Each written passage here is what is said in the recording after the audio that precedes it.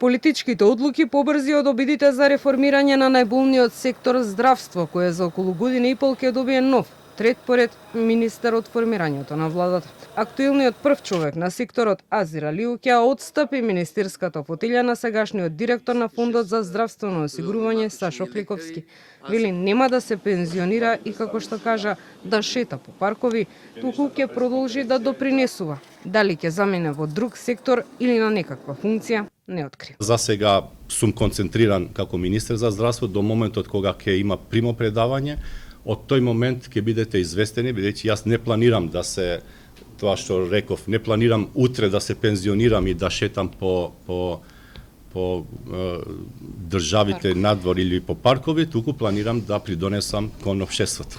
Секој млад денеска станува со телефонот на рака и се информира што се случува во државата. Затоа ценам дека треба да се продолжи со дигитализацијата. Освен пристапувањето кон европската програма EU for Health, која отвара можност македонското здравство да црпи европски пари и искуства, Алиу како најзначаен исчекор за едногодишното министерување ги издвои измените за органодарителството и подалечни братучеди да можат да подарат орган, а секој да може да стане органодарител по сопствено убедување и волја и по смртта да спаси човечки живот.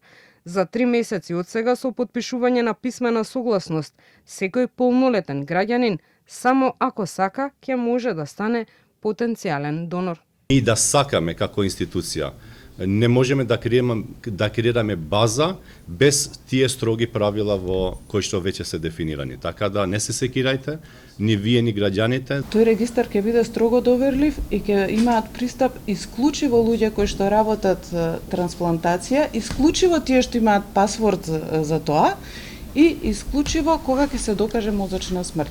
А делот дека некој ќе злоупотреби, некого ќе го убие на улица, па сега искрено да ви кажам, спаѓа во урбани легенди. Според Алиу, органодарителството и дава највисока смисла на човечноста, а подлаче дека листите за трансплантација бројат 168 пациенти што чекаат бубрек, 37 срце, 12 црн дроб и 23 рожница.